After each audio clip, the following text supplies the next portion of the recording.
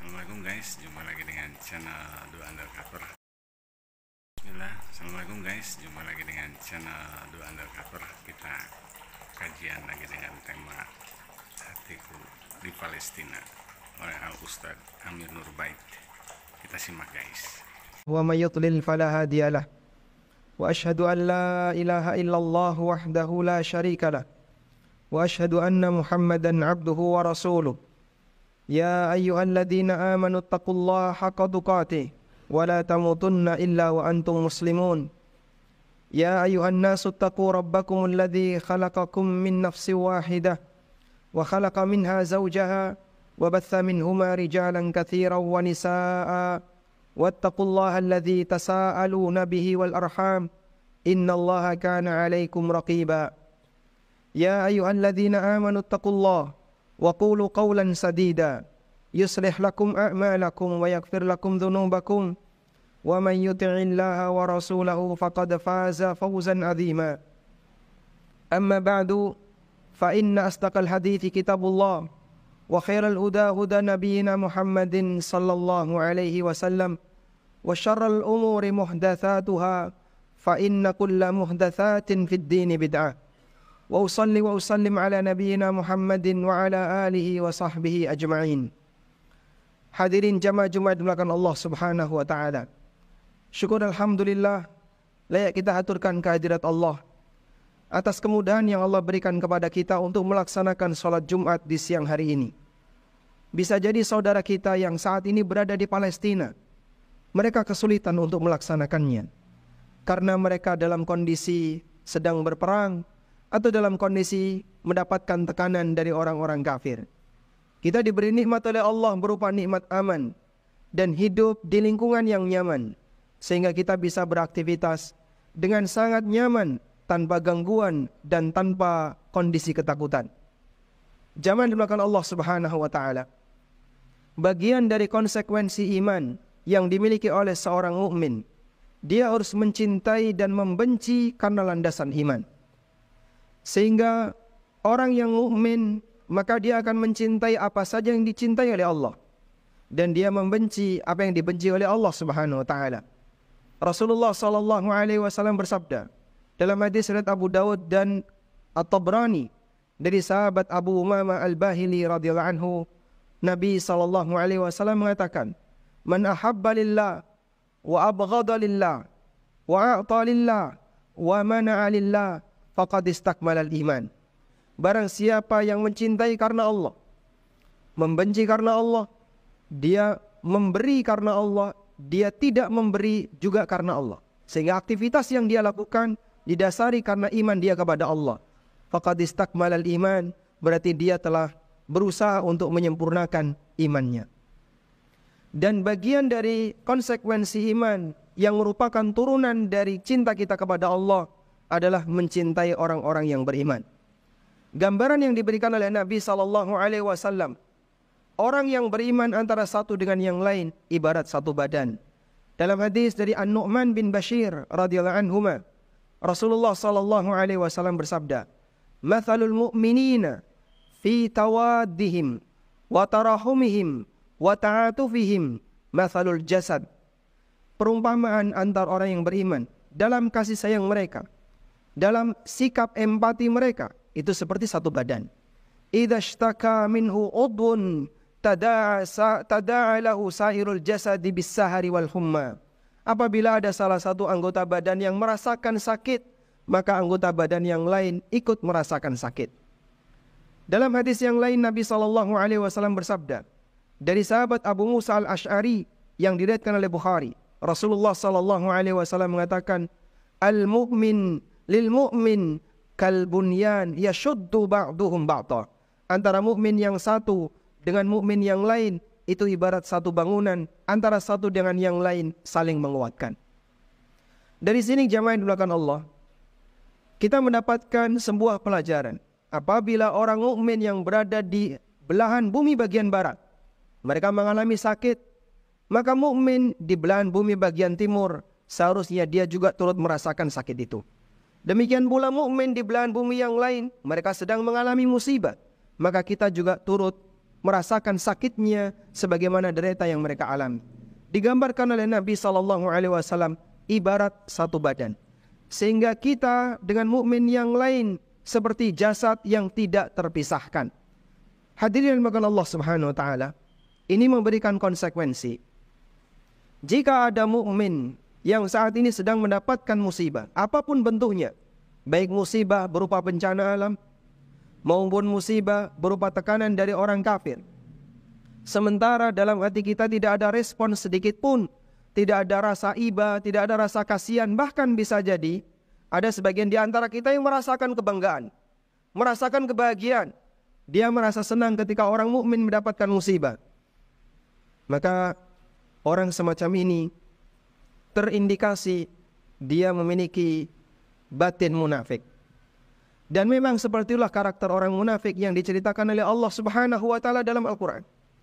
Karena ketika Nabi SAW membuat gambaran antara mukmin satu dengan yang lain seperti jasad, yang ketika sebagian sakit dia turut merasakan sakit, berarti kalau ada mukmin yang merasakan sakit, dia tidak turut merasakan sakit, berarti dia bukan bagian dari jasad itu, dia di luar dari jasad itu. Artinya dohirnya mungkin dia muslim, tapi batinnya dia menyimpan kebencian kepada orang muslim. Dan itulah ciri orang munafik. Allah Subhanahu wa taala berfirman di surat Ali Imran menceritakan kondisi orang munafik di zaman Nabi sallallahu alaihi wasallam. Seperti yang kita tahu pada waktu Nabi sallallahu alaihi wasallam di Madinah, kaum muslimin bertetangga dengan Yahudi dan juga bertetangga dengan orang munafik. Dan sering terjadi ketegangan antara muslim dengan orang kafir, demikian pula orang muslim dengan Yahudi. Kadang muslim menang dan kadang muslim mendapatkan kekalahan, dalam arti banyak di antara mereka yang menjadi korban perang. Allah Subhanahu wa taala kemudian menceritakan bagaimana perasaan orang-orang munafik, dan dia tahu apa yang tersembunyi dalam batin para hambanya. Allah mengatakan, "In tamsaskum hasanatun tasuhum." Kalau kalian mendapatkan kebaikan, kalian mendapatkan kemenangan, tasuhum, itu membuat susah mereka, orang-orang munafik. Wa in tusibakum sayyi'atun, dan ketika kalian mendapatkan keburukan, yafrahu biha, mereka pun merasa bangga, merasa gembira dengan keburukan yang menimpa kalian. Ini disebutkan oleh Allah di surat Ali Imran ayat 120. Sekarang coba kita lihat tafsir yang disampaikan oleh Qatadah As-Saddusi, seorang ulama ahli tafsir, muridnya Anas bin Malik dari kalangan tabi'in. Kata Qatadah As-Saddusi rahimahullah, "Fa idza ra'au min ahli al-Islam ulfatan wa jama'atan wa dhuhuran ala aduwihim." Orang munafik itu ketika mereka memandang kaum muslimin bersatu, kaum muslimin mereka akrab, akur hatinya, dan mereka menang di atas musuh-musuhnya, ghadahum dzalika wa sa'ahum, itu membuat mereka emosi dan mereka tidak senang dengan situasi seperti itu.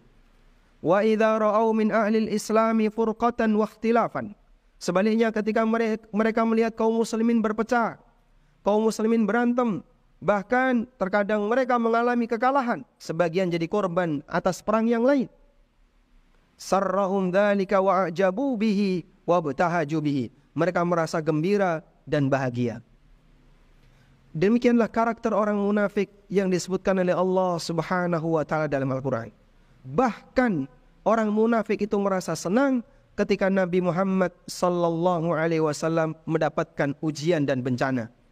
Allah Subhanahu wa taala berfirman di surat At-Taubah ayat 50, "In tusibaka hasanatun tasuhum." Kalau kamu sedang mendapatkan kebaikan wahai Muhammad, mereka merasakan kesusahan. Wa in tusibaka musibatun, sebaliknya ketika kamu mendapatkan musibah, yaqulu, orang-orang munafik itu mengatakan, qad akhadna amrana min qablu, kami sudah memperhatikan pertimbangan kami sebelumnya sehingga kami tidak ikut perang. Karena mereka ketika diajak perang mereka enggak mau. Saat Nabi SAW mengalami kekalahan mereka komentar, karena kami mengambil prinsip yang benar. Kemudian apa yang Allah katakan? Wa yatawallaw wa hum farihun, mereka berpaling dalam kondisi gembira ketika nabinya SAW terkena senjata. Oleh karena itu jamaah, apabila ada di kalangan masyarakat di sekitar kita yang dia beridentitas Islam, tapi dia merasa senang dan merasa bahagia ketika ada kaum muslimin yang lemah, baik di Palestina, di Burma, di Yaman, maupun daerah-daerah yang lain, maka bisa jadi ini merupakan pertanda ada bibit kemunafikan dalam dirinya. Dan tentu kita tidak ingin seperti itu. Karena itu, kalaupun kita tidak bisa memberikan bantuan berupa materi dan jiwa, minimal berikan perhatian berupa empati dan doa untuk mereka. Demikian sebagai khutbah yang pertama. Aqulu qawli hadza wa astaghfirullah. Alhamdulillahi wa kafa. Wassalatu wassalamu ala rasulil mustafa. Wa ala alihi wa sahbihi wa mawala. Wa ashhadu an la ilaha illallah wahdahu la syarikalah. Wa ashhadu anna Muhammadan abduhu wa rasuluh. Ya ayyuhalladzina amanu taqullaha haqqa tuqatih wa la tamutunna illa wa antum muslimun. Hadirin jamaah Jumat yang dimuliakan Allah Subhanahu wa taala. Kita mengenal karakter orang Yahudi, penjahat dunia yang tidak pernah berhenti dalam melaksanakan kejahatan. Dan Allah Subhanahu wa taala menegaskan, mereka tidak pernah ridho kecuali kita murtad meninggalkan agama Nabi Muhammad sallallahu alaihi wasallam. Walan tarda 'ankal yahud walan nasara hatta tattabi'a millatahum. Mereka tidak akan pernah ridho kepadamu wahai Muhammad. Demikian pula orang Nasrani, Yahudi maupun Nasrani, sampai kau mengikuti agama mereka. Sehingga bagian dari proyek besar mereka adalah bagaimana agar kaum muslimin disesatkan dari ajaran Nabi Muhammad sallallahu alaihi wasallam. Kemudian jamaah di belakang Allah Subhanahu wa taala, di masa silam Yahudi telah berhasil dikalahkan oleh Nabi Muhammad sallallahu alaihi wasallam dan juga para sahabat. Dan mereka menjadi kaum yang terhina, sehingga dimanapun mereka berada ditolak oleh masyarakatnya. Mereka datang ke Syam ditolak oleh ahlu Syam. Mereka datang ke Jazirah Arab ditolak oleh masyarakat Jazirah Arab. Sehingga kemanapun mereka berada ditolak oleh masyarakatnya. Asabathumudz dzullah, mereka mendapatkan kehinaan. Dan atas dasar kehinaan itulah kemudian mereka saat berkuasa, mereka menekan kaum muslimin, mendolimi kaum muslimin, termasuk diantaranya adalah kaum muslimin yang sama sekali tidak pernah punya dosa kepada mereka. Kezaliman terjadi bertubi-tubi dalam sejarah sebagaimana yang kita baca. Selanjutnya jamaah dimuliakan Allah Subhanahu wa taala, kita sebagai muslim yang berada di Indonesia diberi oleh Allah nikmat aman, kelapangan rizki, suasana yang nyaman. Mungkin kita tidak bisa menolong mereka dengan apapun. Bantuan materi belum ada yang membuka. Bantuan berupa fisik apalagi. Kita tidak mungkin berangkat jihad ke sana tanpa mendapatkan izin resmi dari pemerintah. Sehingga minimal yang bisa kita lakukan adalah bantuan doa.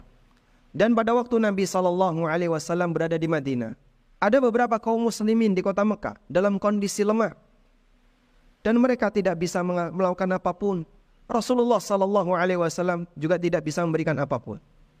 Selain beliau mendoakan orang-orang muslim ini agar diselamatkan oleh Allah melalui kunut nazilah.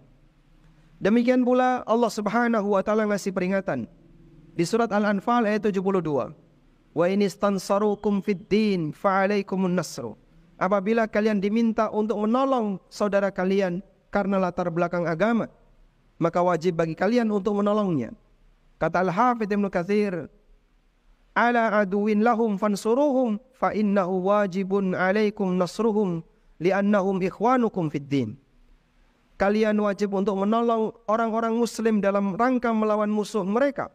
Itu merupakan kewajiban bagi kalian karena mereka adalah saudara-saudara kalian karena latar belakang agama. Kita tolong mereka dengan doa. Andai ada satu doa di antara jamaah sekalian yang dikabulkan oleh Allah, itu sudah cukup untuk menjadi sumber pertolongan besar bagi mereka. Maka jangan sia-siakan kesempatan jamaah sekalian. Ketika Anda sujud, ketika Anda salat, untuk berdoa kepada Allah, memohon agar Allah Subhanahu wa taala memberikan keselamatan bagi kaum muslimin dimanapun mereka berada. Allahumma salli ala Muhammad wa ala ali Muhammad kama sallaita ala Ibrahim wa ala ali Ibrahim innaka Hamidum Majid. Allahumma ighfir lil mu'minina wal mu'minat wal muslimina wal muslimat al ahya'i minhum wal amwat innaka sami'un qaribun mujibu da'wat ya qadiyal hajat اللهم آمنا في أوطاننا وأصلح أئمتنا وولاة أمورنا وأعنهم على تنفيذ أماناتهم. اللهم أنج المسلمين المستضعفين في فلسطين. اللهم أنج المسلمين المستضعفين في كل مكان. اللهم انصر المسلمين المجاهدين في فلسطين. اللهم انصر المسلمين المجاهدين وثبت أقدامهم يا رب العالمين.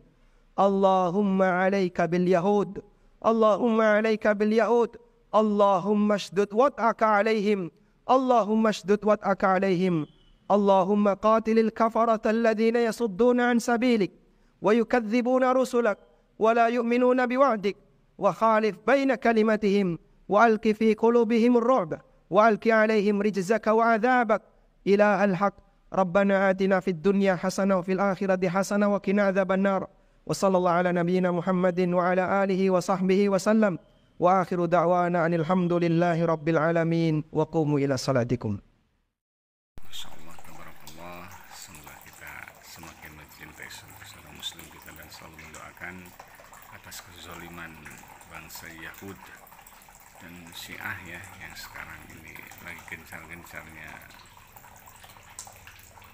dibombardir Palestina. Kita doakan semoga dilindungi Allah dan diberikan kesabaran ketawakalan atas ujian cobaan ini. See you next kajian. Wassalam.